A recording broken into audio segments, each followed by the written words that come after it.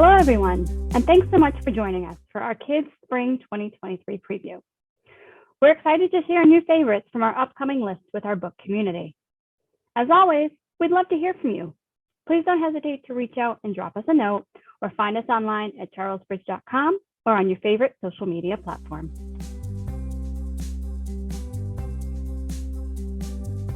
Hi, I'm Melissa, an editor here at Charles Ridge, and I am so excited to share our new picture book, All About Nothing, which releases in spring 2023. We are lucky to have here today the author of the book, Elizabeth Rush, and the illustrator, Elizabeth Goss. Hi, Liz. Hi. Great to be here. It's wonderful to be here.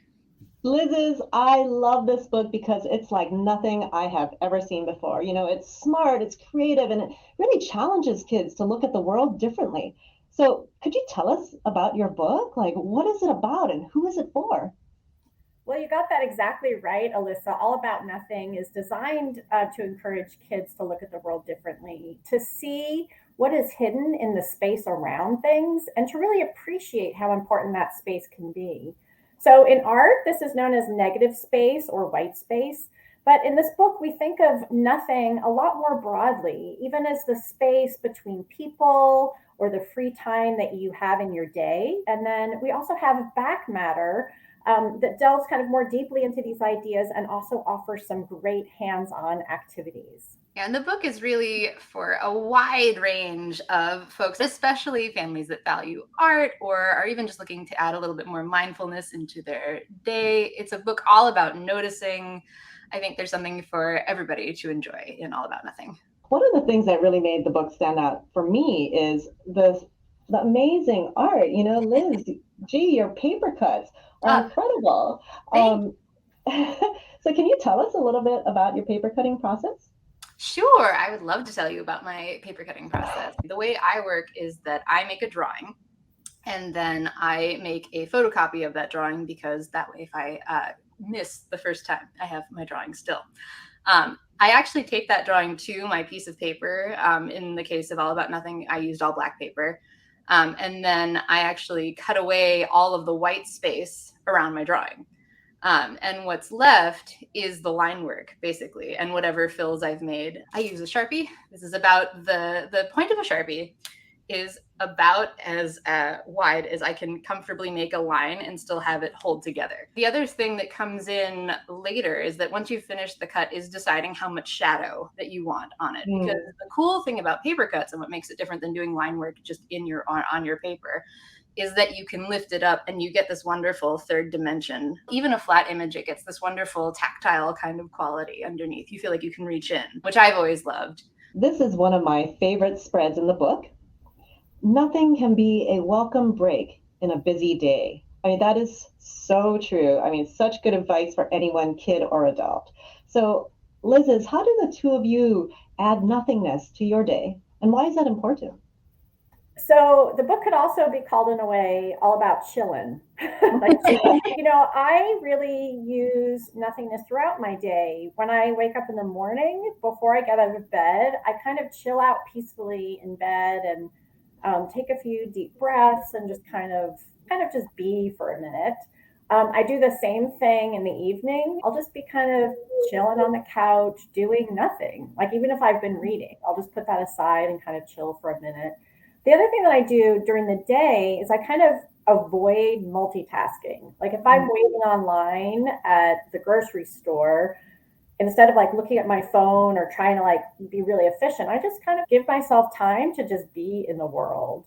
I don't do that quite as much because my daughter is 18 months old.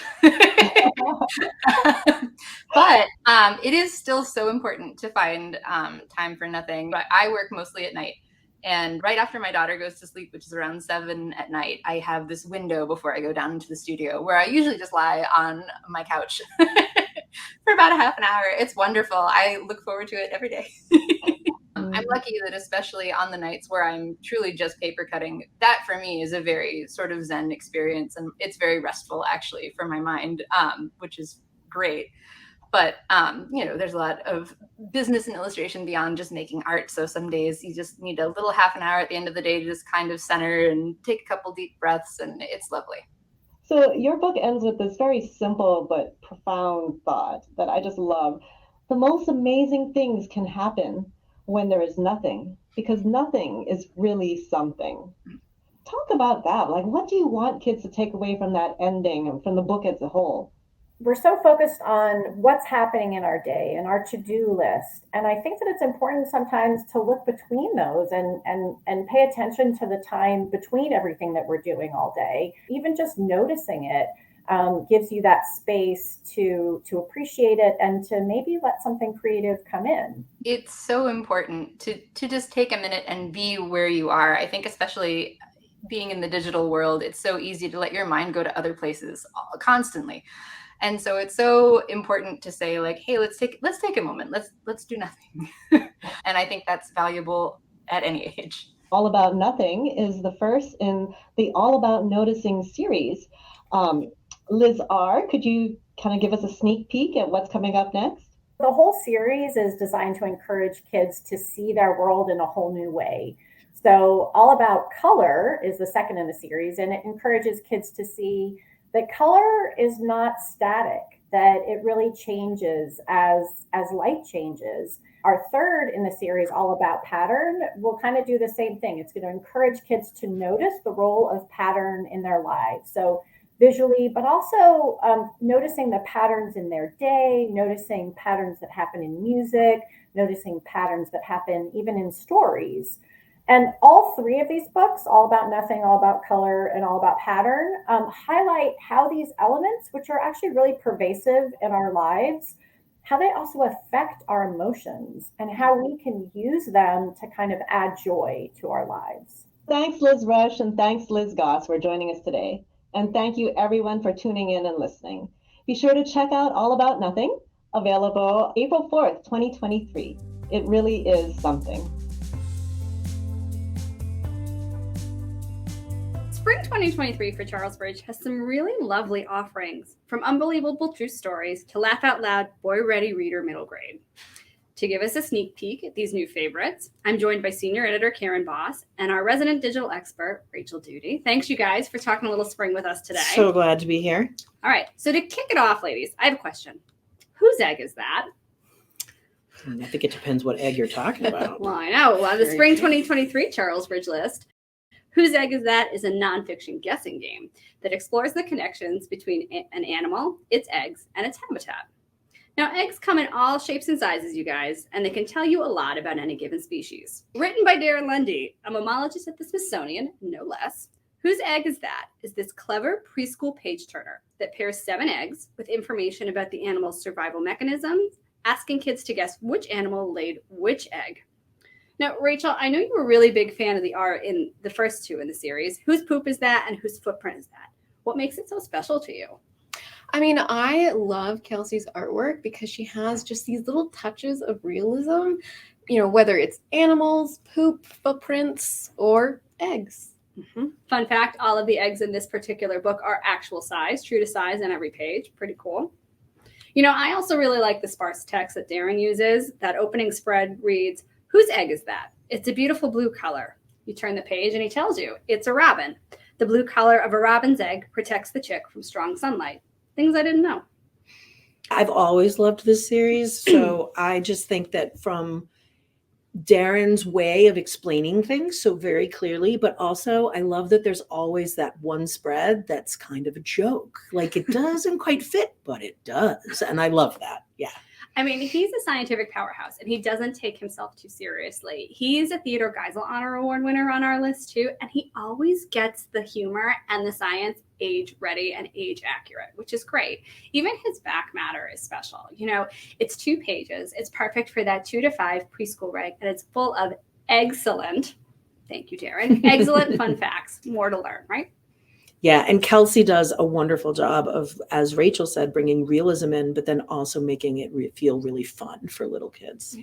I think what helps them do that really well, too, is just the variety you get of species in 7 sets, really, of animals and eggs. It's dinosaurs, it's platypuses, we'll go with that for the collective noun, and then you have the robin. So you have the kinds of species you immediately think, of course they lay an egg, and then you go, well, wait a minute.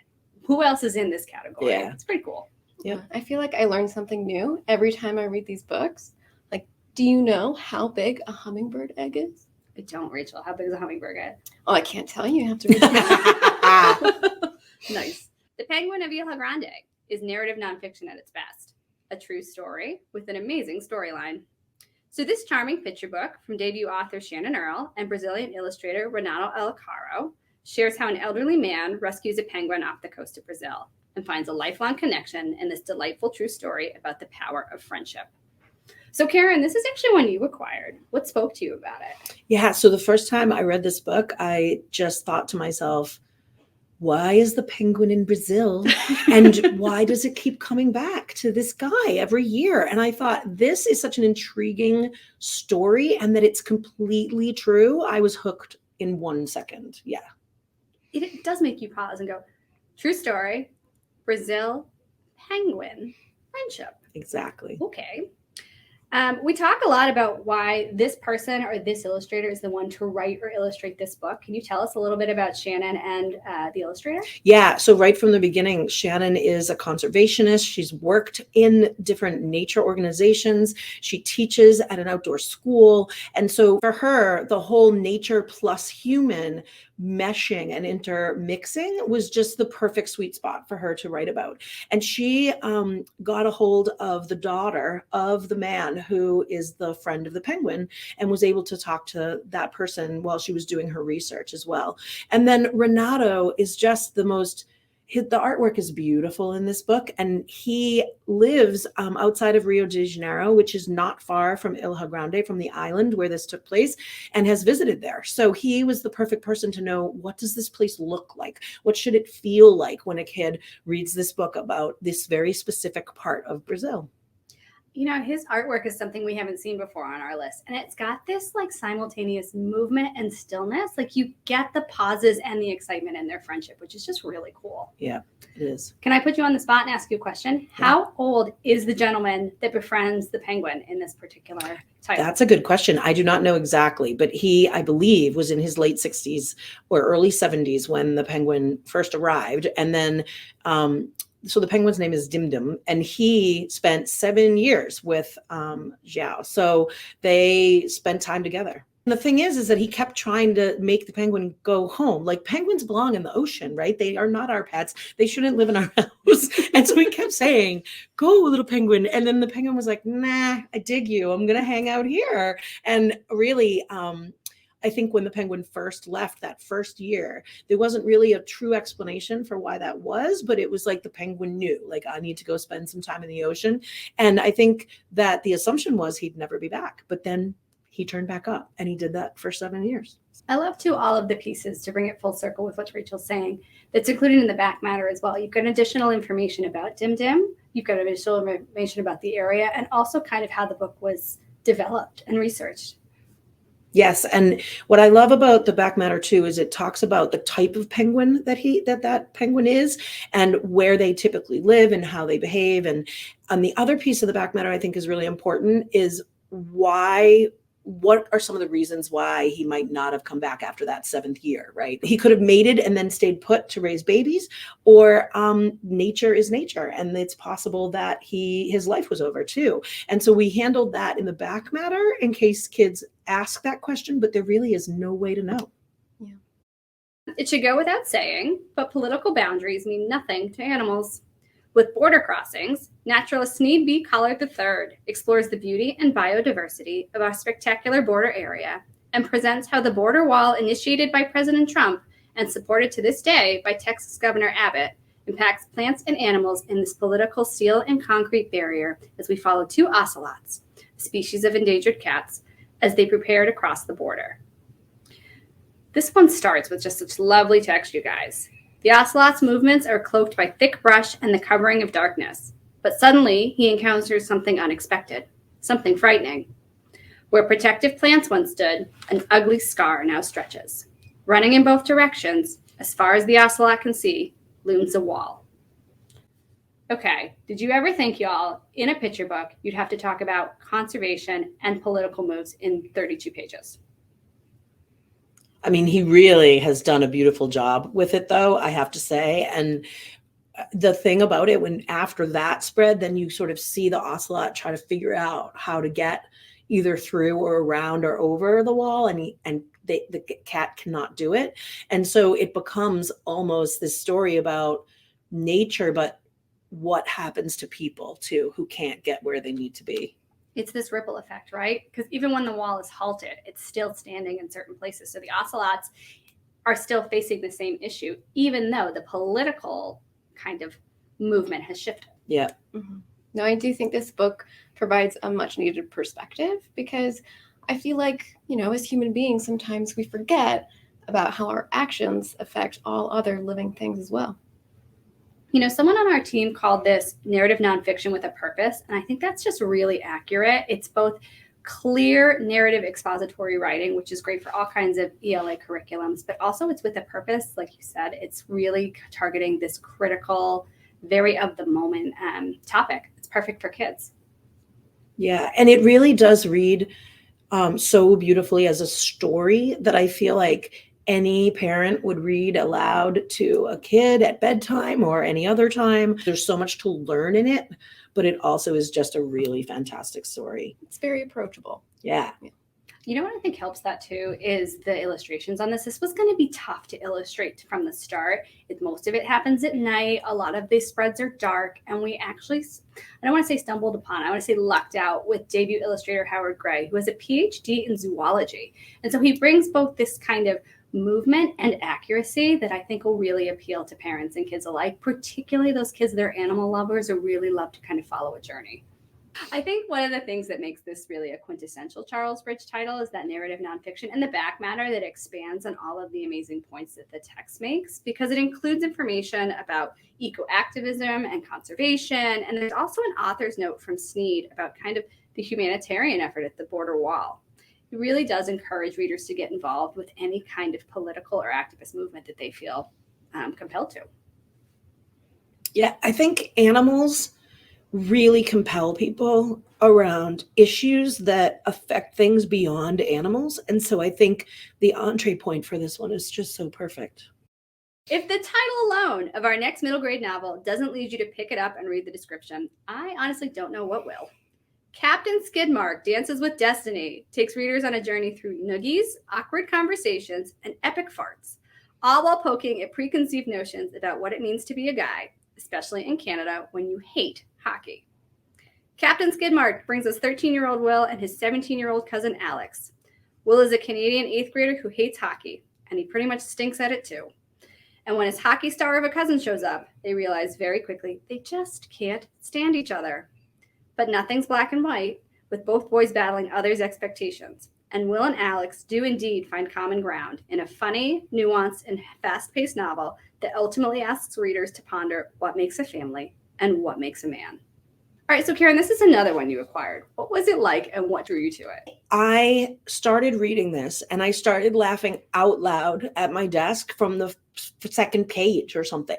And so that kind of reaction just pulls me right in.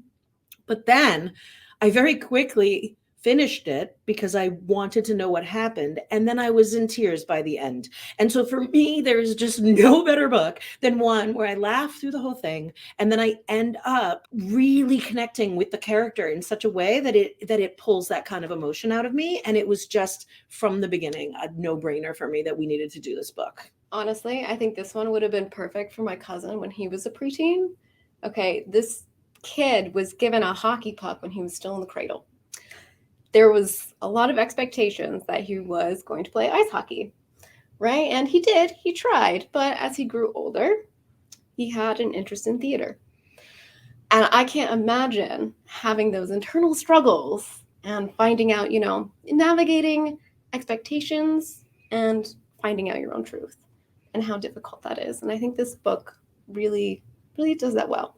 Yeah, I think one of the things that's so great in this story, in particular for readers that don't often see themselves in a story, and also all readers who can find themselves somewhere in here. Both Will and Alex, at 13 and 17 years old, both have these really tenuous relationships with their dads, because there's an expectation that's either very, very clearly stated or not stated at all and assumed.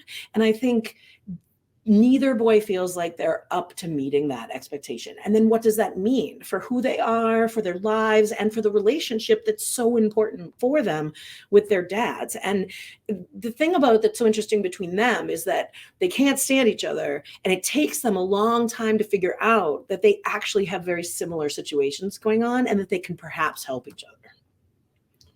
So Jen Irwin's a debut, right? She is, yes. Which is crazy because this is so good. This is one of those, like you said, you read it in one sitting. It's kind of unputdownable. And I had the same reaction where I was laughing and crying. And then I was like, wait a minute.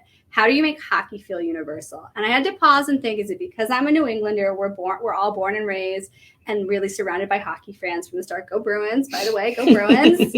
But still, you don't have to be a hockey fan to understand kind of the dilemma here. I would have never thought to put hockey and ballroom dancing in the same concept. Can you talk a little bit about that, Karen? Yeah. So first of all, Jen is a middle and high school teacher in explains so much. in Canada, and so she just is around kids all the time, and so she's just got the feel for it and the dialogue like really down very well.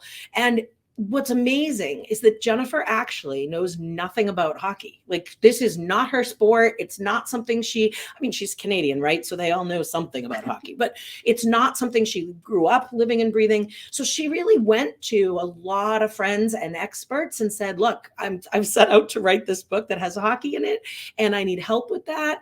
And then not only that, but then she turned around and really figured out to take two things that in theory are so different, right? Ballroom dancing and hockey, and then put them together in a book and make them work. And I think the thing that's so great about it is that Will doesn't mean to start dancing. It's an accident that he stumbles upon it, and he actually resists it, right? But then we don't always choose A, what we're really good at, and B, what we love. Sometimes we stumble upon something and go, oh my gosh, this is right for me, right? Mm-hmm. And then we have to deal with how to make that work within our lives. And that's what Will is doing in this story. So I have a feeling that Jen's going to have that same predicament because she's clearly an amazing educator, but also writing is truly a calling for her. It's very few novels that we can say that it will appeal to both reluctant and avid readers alike. And I think what she's done with her spot on fast-paced dialogue and the level of vocabulary she uses for this particular age group, and just that hook about all of those questions. What's right for you? How do you come to terms with this? What are you supposed to be, and how are you supposed to do it? It's very rare for us to find that in a novel, and I'm really excited to see what she comes out with next. Yeah, me too. Hi everyone, I'm Julie Bliven and I'm an editor at Charlesbridge, and I'm excited to talk about two unique titles today. Our Roof is Blue by Sarah Echenique and No World Too Big, which is a poetry anthology by Lindsay Metcalf, Jeanette Bradley, and Keela Dossett. This is a unique opportunity because both books speak to the relevance of climate change across our globe, but in very unique and different ways. We're lucky to have this conversation today because both titles are really inspiring us to better understand the issue of climate change at an early age and frankly at every age. I was lucky enough to edit Our Roof is Blue by Sarah Echenique. This is a gorgeous picture book. I was drawn to the fluid, skillful writing and powerful story of resilience in the face of a natural disaster. But I want to let Sarah introduce herself and tell us more about this story and a little bit more about how it relates to climate change at large. Thanks so much, Julie. Thanks everyone for joining us. So I'm Sarah Echenique. I'm originally from Puerto Rico, and I'm currently based in South Florida with my 3 kids, my spouse, and our rescue dog, Luna, who you might hear in the background sometimes. Our Roof is Blue is my debut picture book. It's set in Puerto Rico right before an intense hurricane. In my mind, I was writing it right after Hurricane Maria, where we see Antonio, who crafts these incredible stories for his big sister every night. We follow the siblings as the storm hits, and they huddle for safety with their family. And like a lot of homes in Puerto Rico during Hurricane Maria, they lose their roof, and they have to use a temporary blue tarp. Antonio, the storyteller, stops speaking entirely after the storm.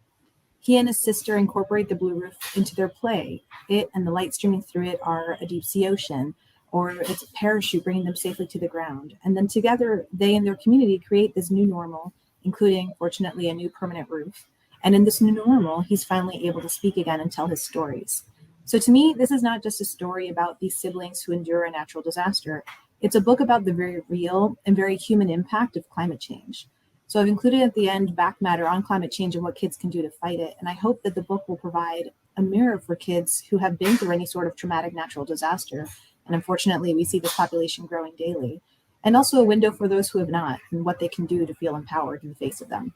So I hope folks will check it out. Thank you for that beautiful, helpful introduction. I also want to give Jeanette Bradley, Keela Dawson, and Lindsay Metcalf a chance to tell us about No World Too Big. I'm Jeanette Bradley, and I'm one of the co-editors of No World Too Big and also the illustrator. I'm Keela Dawson, and I write fiction and nonfiction picture books. I'm also one of the co-editors of No World Too Big. And before becoming a children's author, I was a community organizer and a teacher and an advocate for children with disabilities. I worked and lived in different states and also in the Philippines, Japan, and Egypt. And I'm a New Orleans native, which is relevant to climate change. And today I live in Cincinnati, Ohio. I'm Lindsay Metcalf. I am a children's author and journalist living in Kansas, about 3 miles from the farm where I grew up. And I have 2 kids and I live with my spouse. So I'm one of the co-editors of the poetry anthology No World Too Big, Young People Fighting Global Climate Change. No World Too Big celebrates 12 young activists and 3 activist groups on the front lines of climate change all over the world. There are people like Leah Namugerwa, who planted trees in Uganda to celebrate her birthday. Autumn Peltier, who protected water on her indigenous lands in Canada.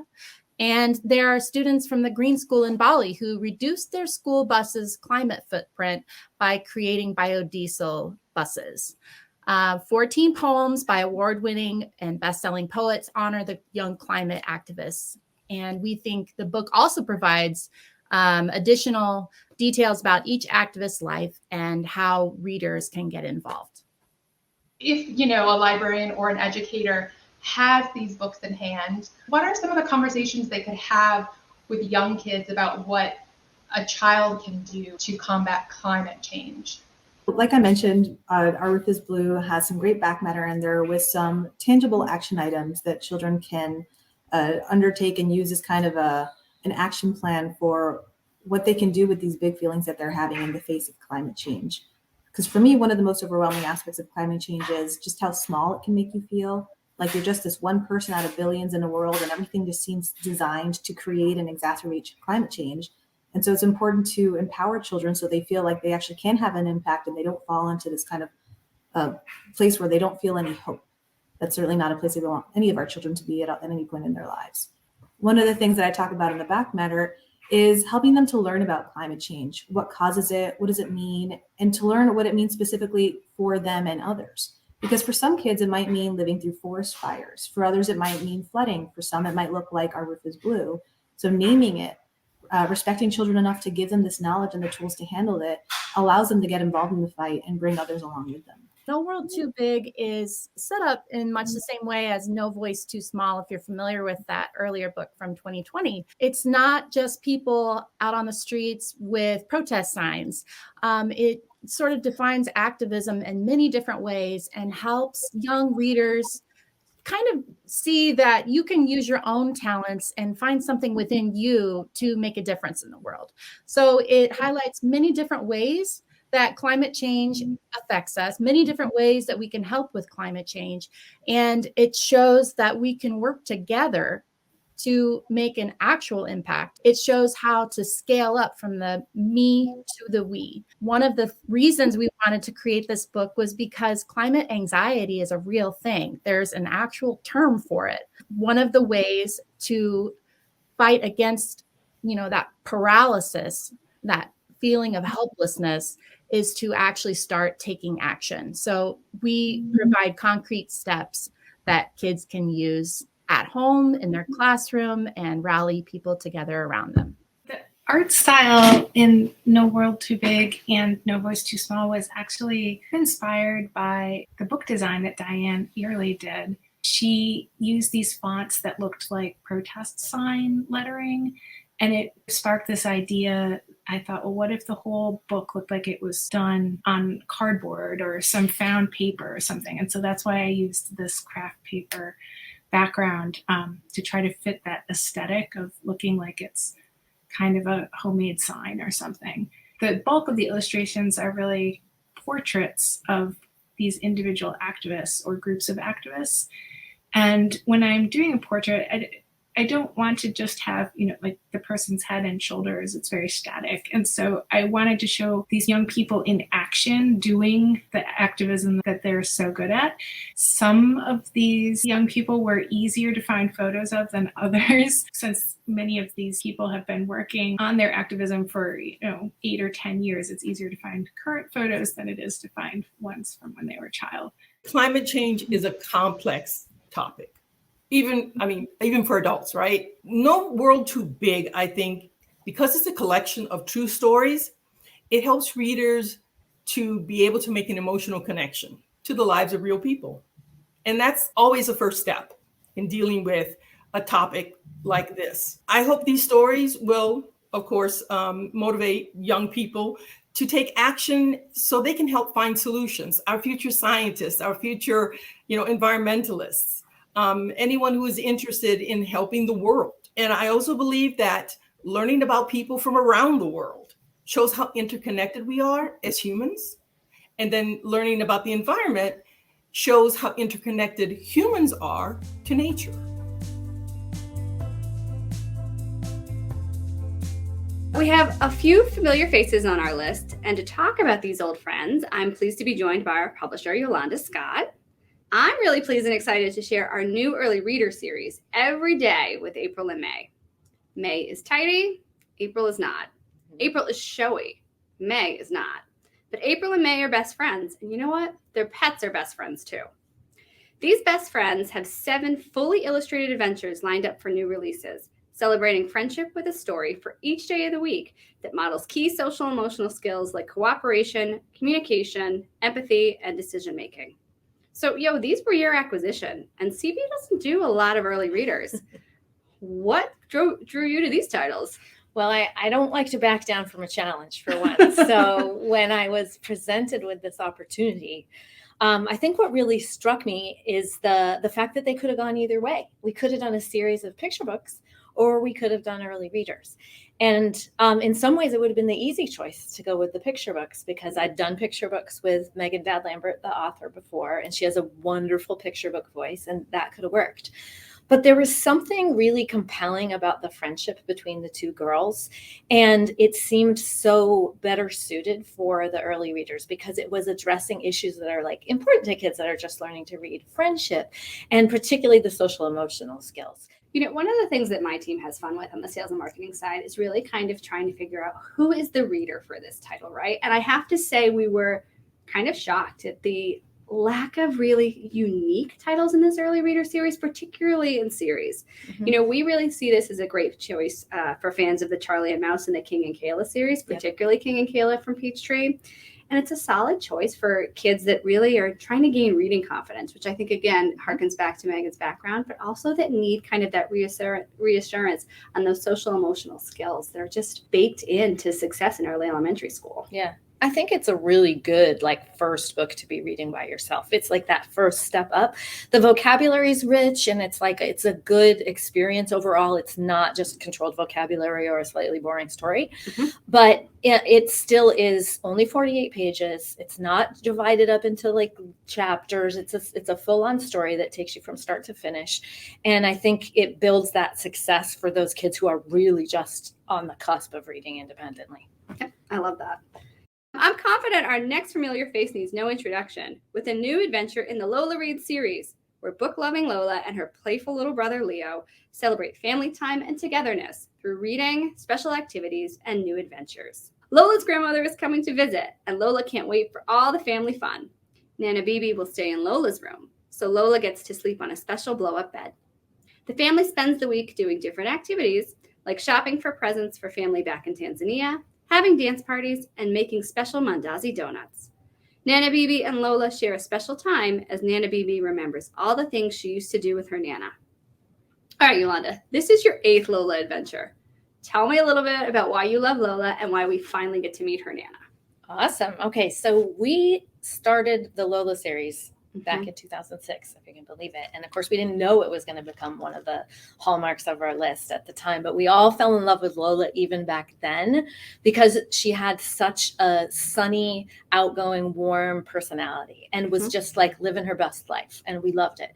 There was also a literacy component to it that I think audiences have responded to so well over the years. And many of the books have different angles that you can take as far as teaching literacy or reinforcing how reading is part of everyday life, right? For example, in this book, with Nana Bibi, they make a recipe. So, there's the opportunity to be reading recipes, that kind of thing.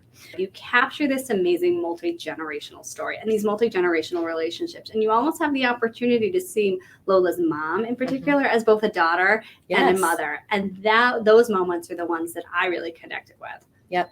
I think it makes us think about our own families and how we grew up, and if we have kids, how their relationships with our parents is, and it's really a very meaningful series, I think, for families.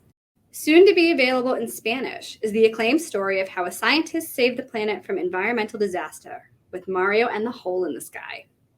Mexican-American Mario Molina was a modern-day hero who helped solve the ozone crisis of the 1980s. Growing up in Mexico City, Mario was a curious boy who studied hidden worlds through a microscope. And as a young man in California, he discovered that CFCs, used in millions of refrigerators and spray cans, were tearing a hole in the Earth's protective ozone layer. Mario knew the world had to be warned, and quickly. Today, Mario is a Nobel laureate and the recipient of a Presidential Medal of Freedom. His inspiring story gives hope in the fight against global warming. So, I love this book from start to finish. I love Liz Rush's text. I love Teresa Martinez's art. And I love that we're bringing it out in Spanish. What do you think makes this such a classic Charles Bridge book? Oh, I think it's a classic Charles Bridge title because of all the hooks to it that can connect it to whatever readers are interested in. So we've got a big environmental theme, obviously, with climate change being the climate crisis. So we can connect the book with those markets and those readers who are interested in that. But also, we have a Mexican-American scientist. There are not nearly enough books about people like that. So I love that we're able to shine a light on Mario's work. That's great.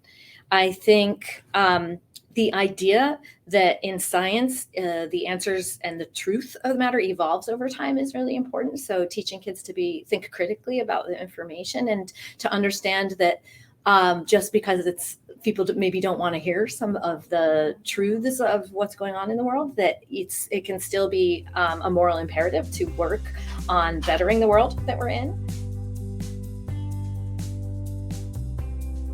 Developed in collaboration with math experts at STEM education nonprofit Turk under a grant from the Heising Simons Foundation. The Storytelling Math series was developed to bring better math storybooks to children of all ages and backgrounds, demonstrating that kids are already pretty awesome mathematical thinkers through stories written and illustrated by diverse creators, expanding representation in math books by including characters of color.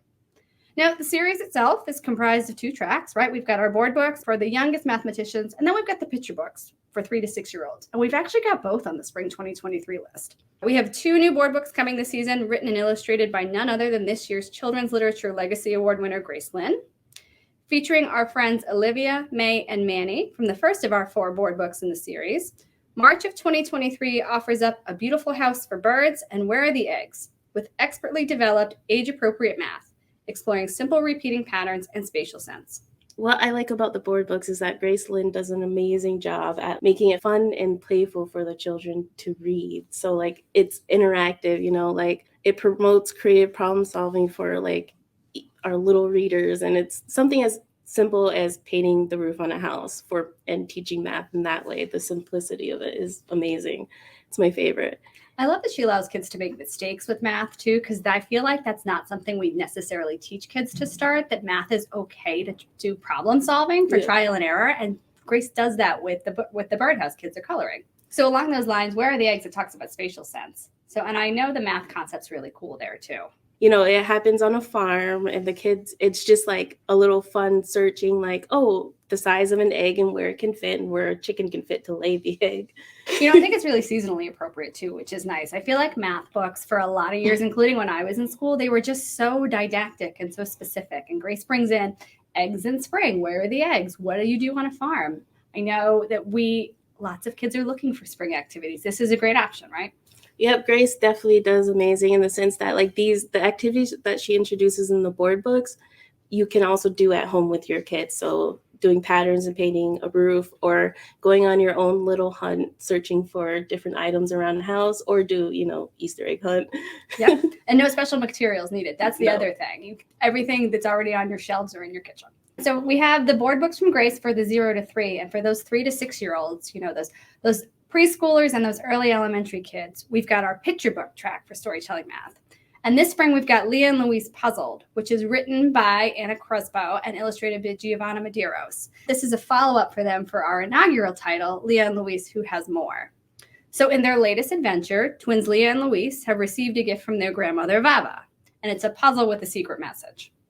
To solve the puzzle, the twins start a hands-on exploration of spatial sense and geometry, sorting pieces, matching colors and shapes, and rotating pieces to fit. Now, when they finally finish the puzzle, just in time, by the way, it's a picture of Vava, and she's coming from Brazil to visit. So research shows that puzzles are a powerful way for kids to develop spatial sense, which I never put together until I went, of course, you're matching the pieces and what fits in your own particular space. When they take a break from putting it together and they get ready, we're like, they're getting ready and they're putting their clothes on, and Louise like gets his head stuck in like the sleeve of his jacket, and like that alone like helped them realize, oh, the puzzle, like it like helped them click how to put it together. And so like they go back to the puzzle and they start working on it again, turning the shapes, matching colors, matching like, this piece has too many bumps on it, or this one's not enough. It was definitely like well put together in that sense.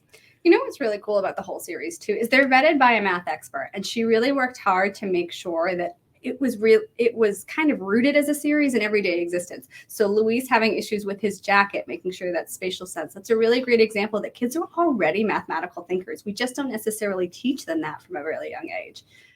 I think it's worth talking about too that there's a note from the math expert in each title, and that it includes ideas for helping children with math at home. And like you said earlier, it's simple activities and conversation starters in the back of the picture book that make exploring math fun and easy. No expertise and no special materials needed. These are written for both parents and educators alike, so really kids and their grown-ups. One of the other pieces of the storytelling math program is that we release all adventures in Spanish bilingual titles. And the thing too that's really lovely about these Spanish bilingual releases is the Spanish is actually prioritized. So you're going to see the Spanish come first in each edition, and it's going to be in a larger text before the English appears on the page. So the next adventure that's going to come out as a bilingual edition for us in spring of 2023 is Too Small Tyson, which I have to say is one of my favorite storytelling math adventures. When a family of 5 boys pet gerbil, Swish. So let's talk about that a minute. 5 boys and a gerbil named Swish. That's where we're going. Swish goes missing, and it's the smallest kiddo Tyson to the rescue as he uses his knowledge of doubles, triples, and sizes to figure out a clever way to reach his beloved pet. Now, this is from author Janae Brownwood, who is the mastermind behind Shush, The Baby's Asleep, Grandma's Tiny House, and Amani's Moon. And she offers up a playful exploration of proportional thinking, featuring POC characters and an author letter about the ubiquitous nature of math, which is really especially appropriate considering she's a professor of early childhood development herself. All right, and now I am joined here with Jen, the production manager, and Ellie, the design assistant, and we're going to be talking about what's new in Board. So kicking us off for spring 2023 in Board, we have 2 new board books from the dynamic creative team of Bob Kohler and Susan Lendroth, Hey Ho, To Mars We Go, set to the tune of Farmer in the Dell, and Here We Go Digging for Dinosaur Bones to the tune of Here We Go Round the Mulberry Bush. See, these are some of my favorite read alouds because they have that interactive element. Especially for Hey Ho, Mars We Go, there's something really creative and interactive with that one because as you read the book, it actually turns. So as you turn the book around, it sort of gives you the feeling that you're floating or you're going around. You sort of get that impact of what it must be like to be in space. Yeah, I think it's especially great that it's in board book now because board books are just so fun to mess with and play with as physical objects. Yeah. So it's really nice to have a board book where the kid is encouraged to twist it and interact with it. But they're also, let's not forget, packed with the expertly vetted science that is also very appropriate for the little ones. Yeah, the information, this comes down to, especially with, Ellie being design and myself being production, I think it's one of the greatest challenges to take what starts out as a picture book that's full of information and figure out how to pare it down and to get it into a board book without feeling like everything is too packed in there. It's still airy. It still reads well for that age group, but it is chock full of really good information. Yeah, I'm sure transforming that was quite the project. A lot of simplifying. Yeah, we didn't lose anything crucial though. All the information is still in there, which is awesome because I know that when I was a toddler, I was obsessed with dinosaurs and knew all their names to the point where my mom's friends would hold up little plastic ones and quiz me on what they were called. So there's definitely an audience for a lot of dinosaur facts in the board book community. Yeah. Next up, we have the newest in our Chicken Soup for the Soul Babies series, Playdate with Bear 2. By Jamie Mikulak and illustrated by Katie Mazaka. As all Chicken Soup for the Soul Babies releases, this one has a social, emotional focus, promoting how to be your best self with a goal of building emotional intelligence in children. I also particularly love the tagline of imparting life lessons, which warm the heart with heaping spoonfuls of good humor. In this book, Bear is excited to make new friends, but has a bumpy start when playing with Squirrel and their other woodland friends. But Squirrel refuses to leave Bear out. And soon they find an activity they can all do together. So this is just such a sweet and silly story that really hones in on the particular aspect of making new friends. Being kind to all and not leaving others out. I don't know about you two, but I was shy as a kid. So I feel like this is such a good lesson. And I think it's a good support for parents because, these kinds of books, as opposed to the parent constantly having to tell the kid what they need to do and to try to urge their children, here are these cute animal characters sort of teaching the child themselves. And these books are very easy for parents to read and that they can read them over and over again. I think that they have, there's a humor about them and there's an enjoyable aspect to reading them even as an adult. And there's a little bit of sarcasm in those books too, which I think is it has that element of, like the animated movies that sort of speak on two levels, one level to the kid and then another level to the parents so that they can actually sit through it. It never feels like it's talking down to kids or being prescriptive, which I think is really important because when I was a kid and I was just being told, do this by a parent or a book, I wasn't going to do that. So I think being shown an actual example of how you can act and the kind of impact that can have is really helpful. Yeah. It has that social emotional focus, which is good. It's promoting the emotional intelligence for the kids. Absolutely. And it also provides great little tips and back matter for the parents. Yes. So very necessary. It's another example of packing a lot into a few pages. Oh, yes. Yeah. There's a lot in there for both child and parent.